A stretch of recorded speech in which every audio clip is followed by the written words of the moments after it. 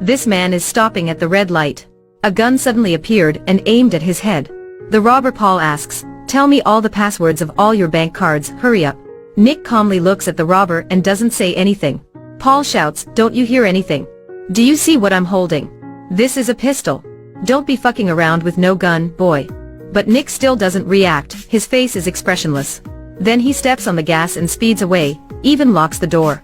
Paul keeps screaming in panic. And on the other hand, Nick is very calm. Paul is so scared that he points a gun and threatens Nick to pull over. But Nick drives even faster, then crashes the car straight through the pile of newspapers. He asks the robber, "What about my wallet? You wanted to rob me, didn't you? Here's my wallet. Right out there." After saying that, he throws his wallet through the car window. The robber regretfully blames him. "What are you doing, man? That was money. Wouldn't it be better to give it to me?" Nick criticizes him for talking too much, then takes a pepper spray and sprays it on his face, as if to help him disinfect his entire body. After a while, Nick drives him to Arizona. Seeing this as a desolate place makes Paul begin to feel frightened. He wonders if he has encountered a desert killer. "I just want to rob some money, why did you bring me here?" It's too late for him to regret now. Halfway through, when passing a stop for diners, Nick finally stops the car. Because of so much stress, Paul gets off the car and can't walk normally. He feels numb everywhere. Nick goes inside to drink a cup of coffee.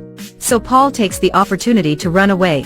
He waits a long time but still can't get a lift. So he goes back and wants to make a deal with Nick. "You drive me home, I'll forget about this whole kidnapping." After hearing it, Nick laughs, "Come on. You tried to rob me." Then they argue loudly. At this time, the waitress comes to ask them to pay.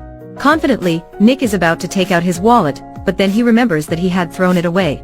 Paul doesn't forget to mock Nick at this moment, but still takes out his last $5 to pay for that coffee. Problem solved. Unfortunately, they have a more difficult problem. Nick is refueling but his mind is just on his wife. Due to not paying attention, gasoline spilled out and splashed on his legs. But now he finds out that Paul is robbing the gas station owner. Afraid of getting involved, Nick hurriedly gets in the car to flee alone. But unexpectedly, Paul stole the key. After being robbed, the gas station owner gets angry and takes his gun out. He fires at the rearview mirror. That scares Nick to quickly drive away. After escaping the chase, Nick talks to Paul. "You think you're never gonna get caught? There are smarter ways to do it." Paul asks, "Enlighten me. What is a smarter way?" Nick gets angry and shouts at him. "Case the joint first. Find out if there's a security camera or a hidden alarm and wear a mask. My boss keeps a ton of cash in the safe. I happen to even know the code. And I know there are only 2 guards at night." Speaking of which, Nick suddenly stands frozen to the spot. He thinks to himself that the chance for revenge has come. It turns out that before meeting Paul, Nick witnessed his wife having an affair with another man. And he deduced that the man was his boss. So Nick decides to rob his boss. Paul thinks that he can make a lot of money, so completely agrees with Nick. The two also decide to split the stolen money in half. On the way back, Paul finds a spider crawling on Nick's head. Causing Nick to panic, he quickly pulls over.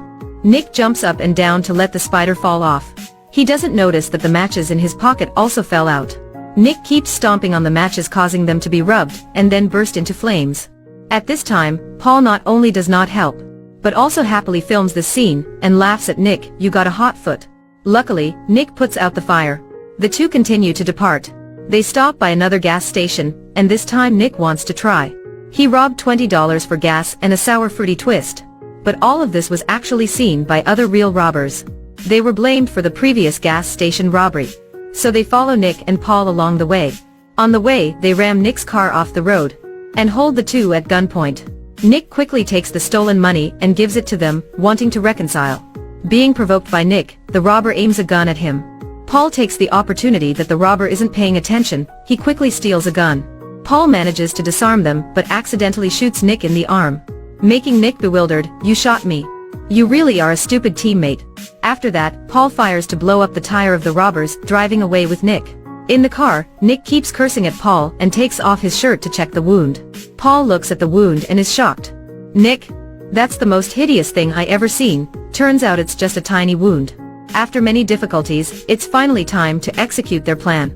The two come to Nick's company. They break the glass window to attract the attention of the security guards. The two then take the opportunity to sneak into the building. Nick tries the code but can't open the door. At this time, Paul has to show his talent. not long after he opens the door. Turns out that Paul has an electrical engineering certification. Seeing the safe full of money, the two quickly put them in their bag. Paul is very excited. But when they are about to leave, Nick lingers and looks straight at the camera to taunt his boss. He also damages the statue that his boss likes most. As they are about to leave, they find out that the security guard is patrolling there. The two then hide away. The security guard looks around and finds nothing. He then dances and lip syncs to the music without fear.